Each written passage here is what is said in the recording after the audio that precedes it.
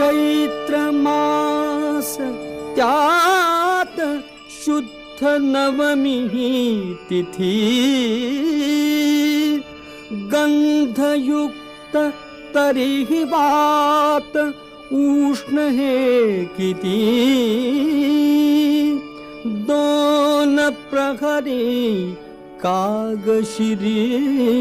सूर्य थांबला राम जन्मला ग सखी राम जन्मला